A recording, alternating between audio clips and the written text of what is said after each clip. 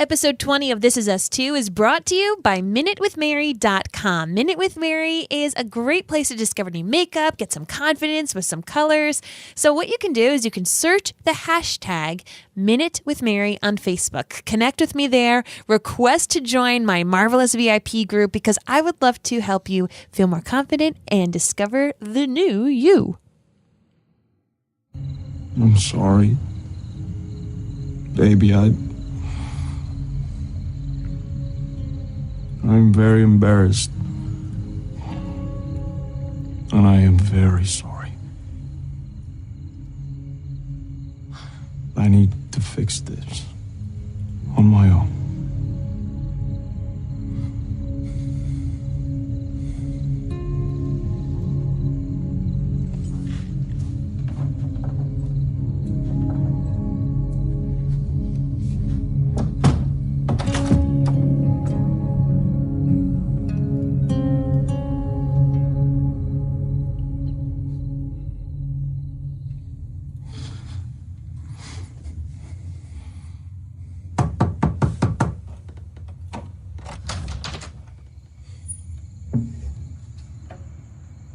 Get in the car.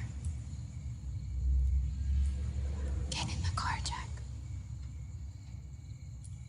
You are my husband, and I am your wife. And if you have a problem, we will fix it together. I just need you to get in the car so we can go home.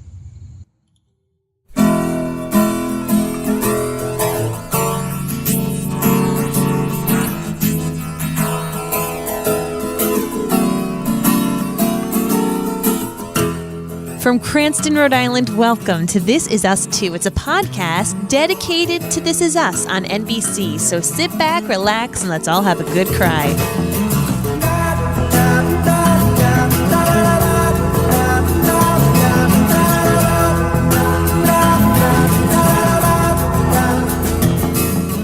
Hi, everyone, and welcome. My name is Mary Larson. My name's Blake, and I'm going to apologize in advance because my voice sounds like absolute hot garbage. Oh, hot garbage, baby. Hot garbage. I got a cold.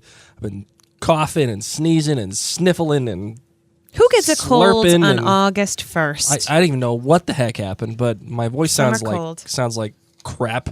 And but you know what? I'm toughing it out just for you guys. There you go. There you go. Just for you guys. And I think I really love this episode.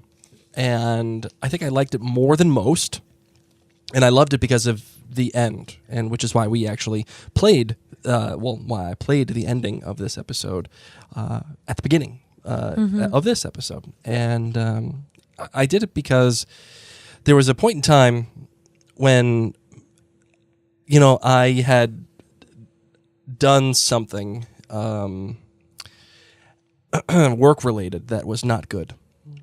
Not good. Not good. And it was a poor choice. And I remember being at my office, and I was in my car, and I called Mary, and she, I was all upset. And I remember feeling the exact way that Jack did when he's at the door saying, "Listen, I'm drunk." And of course I was not drunk. It was nothing like that. But just him saying, "I'm sorry and I'm embarrassed." And I remember feeling just like that, like just totally vulnerable and totally just disgusted with myself and the whole thing. And I remember calling Mary and wanting to give up, just wanting to I don't know, it was just terrible. And Mary was amazing. And like Rebecca, wouldn't let me be by myself and wouldn't let me go down that path. And she said, "It's okay. It's all right. It's going to be fine. We're together. And no matter what happens, we're together. And we're going to take care of it. And we are going to be all right. But I just need you to come home."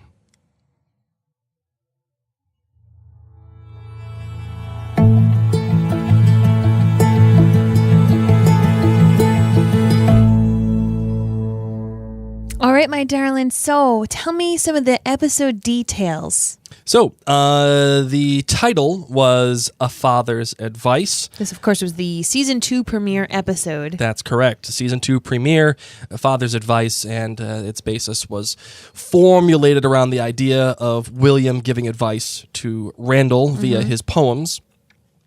The director was Ken Olin, who directed The Big Three, Big Day, Jack Pearson's Son, and Moonshadow. And the writer was Dan Fogelman. He was still writing for the show, even though he was not the showrunner and is not the showrunner of This Is Us as of right now.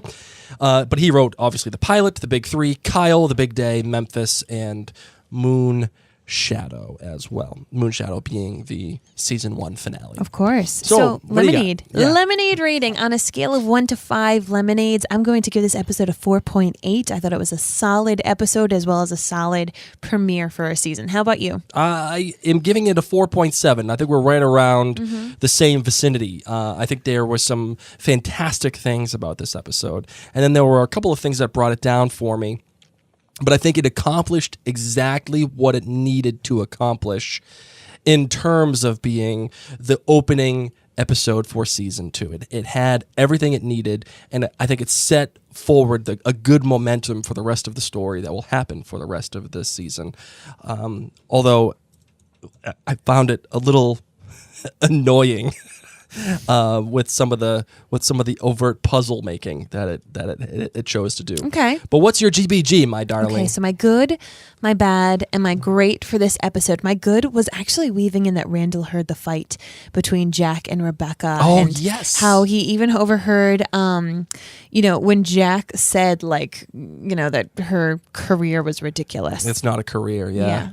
So him hearing that and then seeing the kids' reactions when the parents are saying, we're going to need a little space, a little time, and automatically Kate was on Jack's side, and then Kevin's, on Kate's side, which means Jack's side, and then Randall sat there and asked how his mom was. So it was just this extra layer. We've been able to see Randall and Rebecca, aside from her hiding that she knew his biological father all this time, he had this extra little element that at least now we feel like he just knows by himself that he didn't share. So Sure. I really liked that element. My bad. What?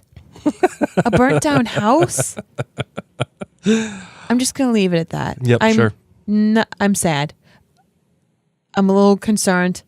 I probably should be more than a little concerned. Yeah. But I'm just going to leave it at that for right now. We'll delve into it in a little bit. I think I'm going to create a new segment based off of this, by the way. What do you mean? Well, you know how we have the outlandish theory of the week, Yeah. or we had the sudden theory of the week for the leftovers? Yeah. Well, I think I'm going to call this portion of that ilk, the equal to This Is Us 2 will be the hot take theory of the week. Okay. Because of the burnt house, and it's a hot take. God. No, I don't think that's good at all. I think Sorry. I think we're going to do that. I don't like it. You don't think so? Nope. No. My great for this episode. I know you're going to give me some flack for this. Okay. I saw you But write this in. I know you saw and you made fun of me then, but I'm going to bring it. I'm really my great is that this was a solid premiere episode. It didn't let me down. I felt like the actors have taken it up a completely different notch. It wasn't just sunshine and moonbeams like so many times you feel from This Is Us. Like this one kind of made you feel like, oh crap. Man, what are we doing? Man, I know I cried sometimes before, but I laugh and cried. And now I still kind of laugh and cry, but there's going to be some darkness that we need to go through. Oh yeah. And I don't know, this one just felt like real. Real life. I can't make fun of you for this. You elaborated so much more than what you wrote. Okay, I'm going to give you guys a little bit of a hint on what Mary wrote for her great in our Google Doc. She put, this... My great. My great is that this new season is off to a great start. With 2 exclamation points. 2 exclamation points, Blake. But I knew I was going to be elaborating. That's just my note to myself. I was going to say, that's a soft take. Well, that's now soft it's a fabulous take. Actually, What's your GBG? You have a fabulous take now. Thank you. My GBG, the good was Jack shutting the door on Rebecca. Uh-huh. I thought that was just fantastic. It reminded me of The Godfather 2 when Michael shuts it on Kay, effectively pushing Kay out of his life, just get away from me. I want nothing to do with you from now on. And I knew it wasn't going to be like that in particular for Jack and Rebecca, but just the shutting of the door and how how that could have gone and the way that it was shot was beautiful. I thought it was great. The bad. Now listen, I can't tell if this is a bad yet. We have commandments for Outlander cast, and I think one of the commandments for This Is Us 2 should be you can't blame them for something they haven't done yet. Okay. You can't get on them. Yeah. Okay? I'm down with that. So commandment number 1 of This Is Us 2 is you can't blame them for something they haven't done. You can't kill them for it. But the overt puzzle of Jack's death, oh my goodness gracious. Rebecca wearing the Steelers shirt, the burned house, Kevin being out with Sophie and having a broken leg. Randall apparently has got a girl, or there's a girl next to him. It's a girlfriend. I don't know if it's a girlfriend or not. Kate apparently has got a dog out of nowhere. And Jack's possessions being in this little plastic bag next to Rebecca as she drives. It's like they put all these things in there. They're just trying so hard to make a giant puzzle out of Jack's death. Oh. And I just want to be like, don't try that hard. I didn't find it to be like that. Really? No. How come? I mean, all of these things. So this all takes place when they're 17. Okay? Right, yes. So we got that confirmation from Kevin. yeah. So I just feel like there's extra pieces of their life that we're still going to learn about. We're still going to learn about. And it's not like every single thing, like the broken leg is going to lead to death. Right. And the dog is going to lead to death. And the redhead's going to lead to death because it's always the redhead. Like I just feel like they put in these little things and maybe there'll be a backstory to different bits about it. So The remember, redhead always leads to death. I don't know. Is that They're always like the minx. is that kind of like how the bad guy in Battlestar Galactica Always wears a leather jacket. Always wore leather? Always. So say we all. And what show are we just watching? And I was like, that guy's a bad guy because he's got a leather jacket. Mission Impossible. Mission Impossible. So if you ever watch Battlestar Galactica or Mission Impossible, if somebody's wearing a leather jacket, they're a bad guy. True story. True story. The things that bother Mary about BSG. Oh my gosh. Battlestar Galactica. I could tell all the bad guys went around. Instead of saying, give me your lunch money, they went, give me your leather jacket. Nobody good wore a leather jacket. It was just the bad guys. Anyway, man. I think I'm okay with it. I hope that the second season isn't like Jack's death, because there's so much more than that. There's more to grief. Yep. There's more to the past relationships. Oh my God, those little squishy babies. Right. I just want to go back to some of that squishy baby time. The youngsters. So yes, this has shaped the family. I'd even like to see like post-death. How the heck is Miggy in this picture? Sure. How did he get in there? What's going on? Where's the courtship? How did he get in there? Stop. Anyway, that's how I'm feeling. But what you just said is actually why I called it the bad, because they're setting themselves up to be, is this the moment when we see Kevin's broken leg? And how far along is that from when Jack dies? And is it really only a couple of months after, Rebecca brings him home? But we've been saying that all this time. We've been saying ever since Kevin had to talk to the woman at the fridge with the pickles, and he said, my dad died when I was a teenager. Ever since then, every teenage scene, you and I have been saying, he's going to die soon. He's going to die soon. Yeah. So it's just, you know what? It's a little bit, we all know, we're getting a little bit closer. We are definitely, and it's definitely happening this season. Yes. There's no way they're making that scene the end, and then not giving it. It's like introducing a gun and then not having it take place in the third act. Correct. They are totally going to make that happen. Okay. So let's delve into a little bit more. I didn't give my grade yet. Oh, sorry. Sorry, we've been too busy talking to each other, talking about BSG and leather coats. Oh, the leather coats. The great was the silence of that scene at the door with the breathing and even almost tricking the audience to think that the episode was over. Like having Jack's face, everything go black, and then, but if you weren't paying attention, you would think, okay, that's the end. But you heard the breathing. I really loved it, and especially when Rebecca knocks on the door and she demands Jack to come home.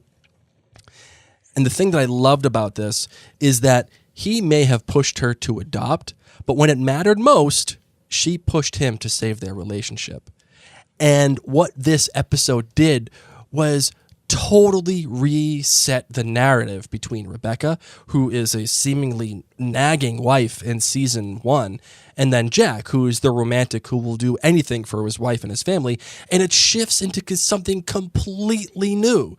Their whole relationship is now recontextualized, and It's terrific writing, Truly agree. and it provides the narrative fuel for the rest of the season. Totally agree. So they take it from one end. It happens at the end of season 1, and then they flip it on its head in the beginning of season 2. It's great writing. It really is. I know. I love it's this great. show. I'm loving it. All right. So what do you got for the rest of this? The rest of the episode, Well, my the darling. truth of the matter is we like hit on the big things, and everything else. The other big thing Right. is Randall wanting to adopt to honor both of his fathers and how he was adopted and how, they're trying to, sorry, my washer machine is dinging. It says as that I'm song. a multitasker. Dun, dun, dun, dun, dun, dun. Beth, of course, is a little like, I don't know, I feel too much about this. And they come to a compromise. Sure.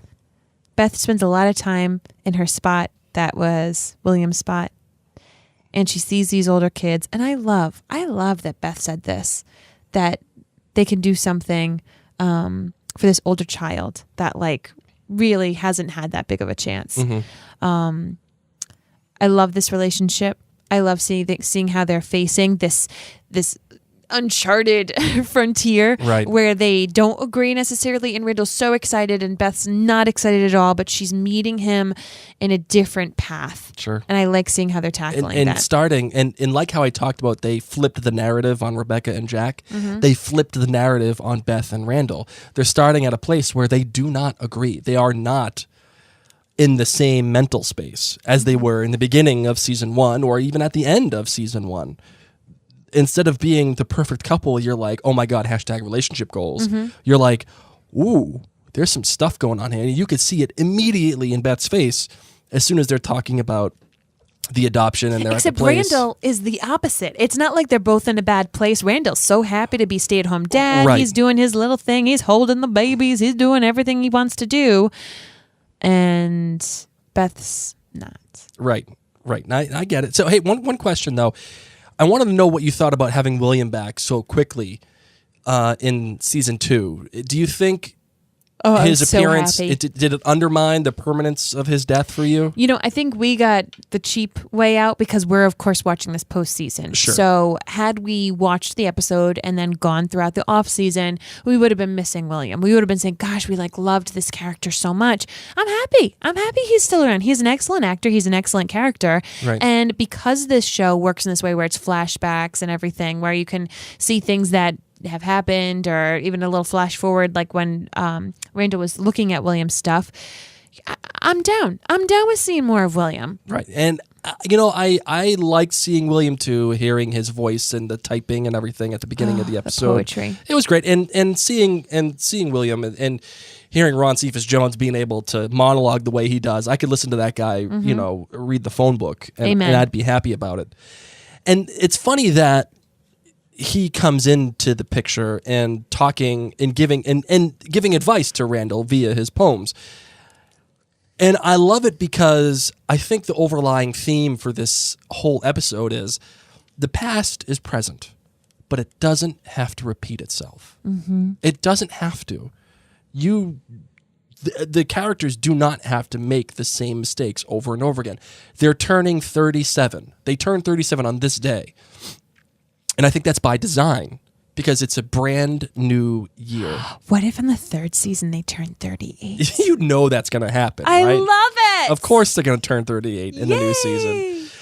And what I mean by this is like Randall, he decides to learn from his parents, right? He doesn't want a marriage like the one that they had, which gives context to what he saw as a teenager, right? One where the one partner dominates and the other, follows them. Yep. And instead, he just wants the perfectly imperfect marriage of equals, like the one he's built with Beth. He does not have to have the same. It does not have to be like this one pushes and this one follows, or vice versa. Yeah. They both push each other all the time. And then Kate can become a singer, but she doesn't need her mother's pressure. She can do it because while she may not be good enough, it had nothing to do with her weight. How awesome was her standing up saying, "Oh, no. Yeah, right? I can sing better than the girl behind me," and she was able to speak her truth. Right. And then the girl behind her actually was a Was better like singer. way better. But Kate Right. Kate after drumming class is a whole new Kate. Whole new Kate. Whole new Kate. And I like that because she can change her weight, but she can't. And that was the struggle that we had with season 1. It always was about her weight for Kate. But she can change her singing ability. She can work on it. Yep. And I love that the show basically showed you its cards with Kate right up front. I don't care about your dress size anymore. Stop worrying about your dress size. It's just the fact that you're not good enough. And for Kevin, he may have gone to work with Ron Howard, but instead of leaning into his surroundings and worrying about everybody else and the birthday and the cake with his face on it that he couldn't eat, he's like, I can't. He can't anyway because he has those abs. I know, right? The first thing he does is call Sophie. Yep. Right? Yep. So and then who comes to visit him? It's Sophie. Sophie. Right. It's great. It's phenomenal. I think they did a great job in setting all of that up. And which is kind of what I want to say about this is you should never really judge a show by its first season. Like, I mean, you could say like it was good or it was bad, it sucked or it was mediocre or whatever, but never have a final judgment about a show, right? Because it still has to figure out what it is, but the second season is where it's fair game, in my opinion. Which is why I think there really is a thing called the sophomore slump, right? Shows like Mr. Robot or Heroes, Twin Peaks, they all suffered from huge dips in the second season and fell apart. And I think the only show that really recover in the second season is Friday Night Lights. But whatever, it doesn't really matter. Well, because like your shtick's done. It's like Jurassic Park 1 versus Jurassic Park 2. Right. We've already seen dinosaurs. Right. So what else new are you going to show us? So with This Is Us, we've already got that it's past, present, future. Right. So what are you going to do now to keep us super interested? It's always funny because there's a difference between having a hook and having a story. Okay. Yes. If you remember that show, what was the Event? Yes. Remember watching that show, The Event? And yes. The Event, it was... that like people... it wasn't like The Leftovers, but like people fell asleep. They passed out for like an hour, everybody on the planet. And they were like, oh, it's so cool. We got this really cool reason why it happened and everything. The hook is the fact that everybody passed out for an hour. Correct. But... they have no story. There was no way they could continue it. So I think This Is Us continues to do well with its story. And I don't think it's just the hook anymore of going back and forth between times. And the hook is still kind of is Jack's death. What is Jack's death? But once we can get over that... right. then it will no longer be a hook and it will continue to be back to the story. And that's why we both know, like, this has to be addressed this season. Right. For the show to continue, we need to know his death, we need to understand his death, but actually the storyline is the life before and after. Right. And I love that what this show has done is, in my opinion, the first thing I thought of when William showed up out of nowhere, right, was this show is finally confident in its own story. Yep.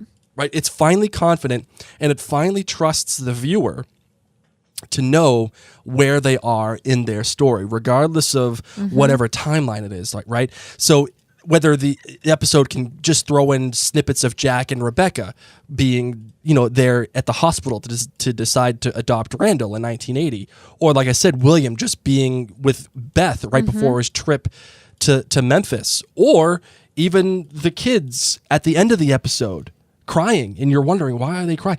The story is finally strong enough, and the show is confident enough to just just do what it wants to do. Yep. Let the story do its thing, be. right? And this is a good thing. I mean, in doses, of course, and because it doesn't have to. If it relies on these throwbacks or these flashbacks or flash forwards, if it relies on it, then it's getting hokey. But if it just lets the story play out like it's doing in this first episode, I think they're doing the right thing here. I would agree. So I'm just really excited to see this continue, to see what happens in this short amount of time between where we left Jack saying he's going to get better and he's going to, Rebecca, we see him driving him to the AA meetings. Yes. Like how much time is between then and the burning house?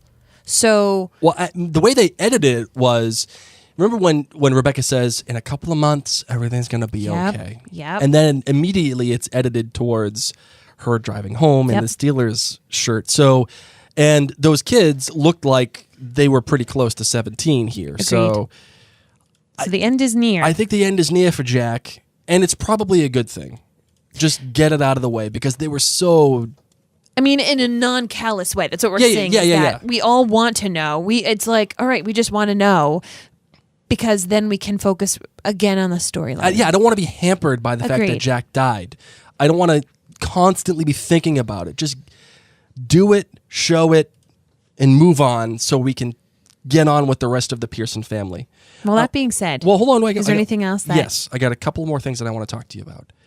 Do you think Toby was right in trying to be the man for his relationship and trying to kick Kevin out? Yes. Really? Yes. See, I've waffled. I've gone back and forth on this. But I'm not a twin. But Toby's now been with Kate for a while, and he's trying to find his place. And he is engaged to Kate. If he was just Kate's boyfriend, I might be like, bro, blood is thicker, okay? But on the flip side, Toby's a really nice guy. He's had some bonding moments with Kevin. He doesn't want to spend every single moment with Kevin. And the twin thing I can see can get a little wearing on him. It's a little creepy sometimes. Yeah. So I feel like I'm happy he spoke up. Hopefully this isn't an ongoing issue. Hopefully it's not constantly like, come on, Kevin, let me do it. Right. Hopefully he's able to speak up and say, listen, I'm her fiance. I want to try to help out. And then Kevin says, yeah, well, I told her that Dad died and we're twins and we're trying to. So I'm happy that he spoke his truth. Sure. I don't know. I'd kind of feel the same way. Like if your sister like came to everything with me and she like was the person that you talk about with everything, I'd be like, what the hell's going on? I thought I was number one. Right? What that presumes is that my sister would come to anything that I would have of my own. No.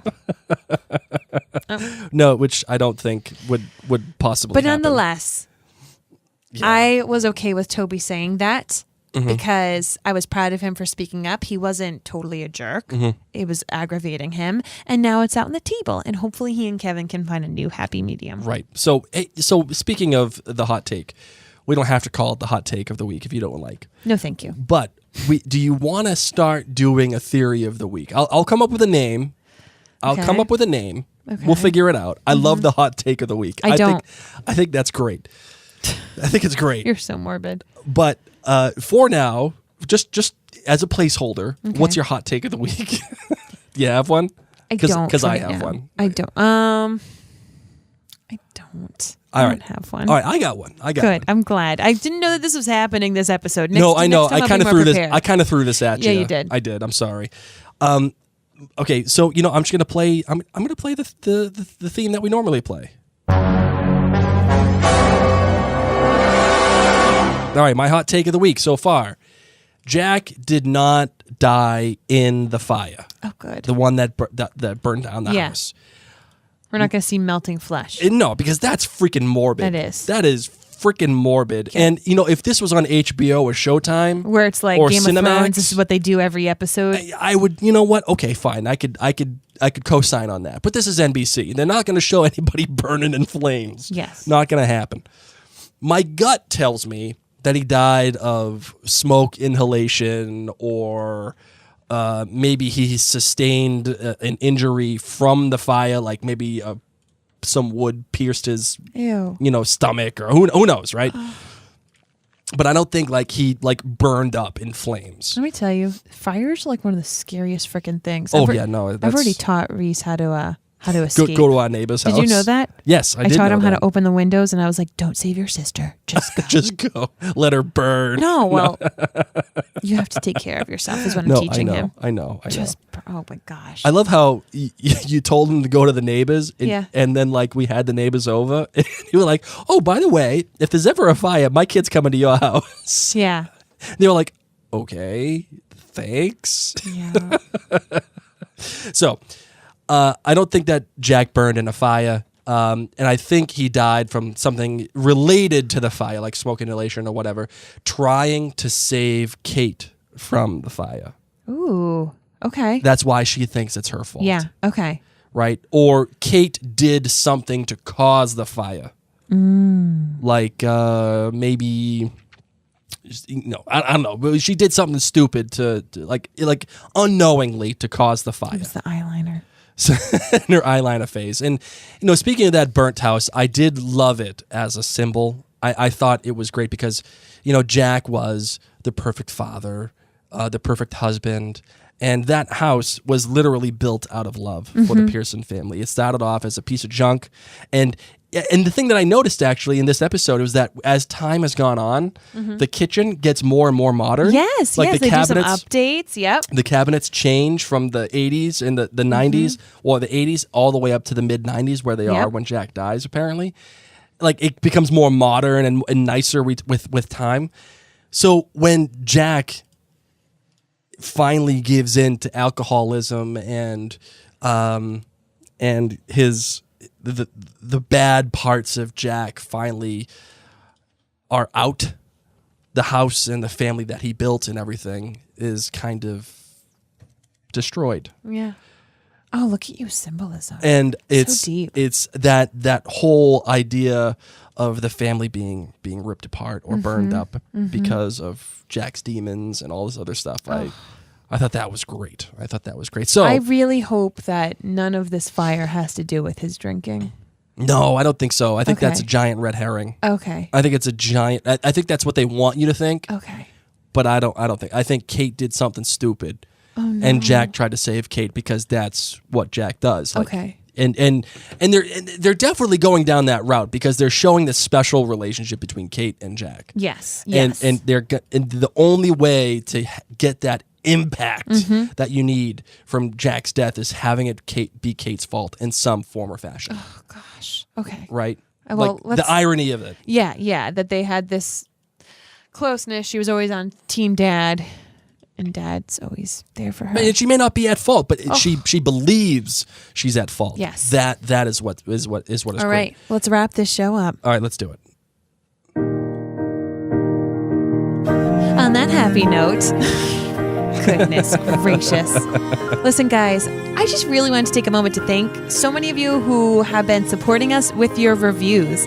We know that, it's a lot that you take your time to listen to a half-hour-long episode of Blake and I chatting about a TV show. So we really appreciate that you take the extra time to head on over to iTunes and leave a written review.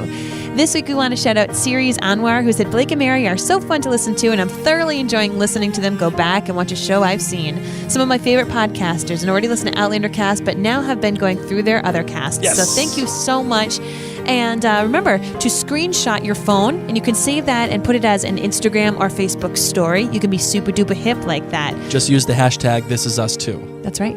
Well, for now, I'm Mary. My name's Blake. And this is Us Too.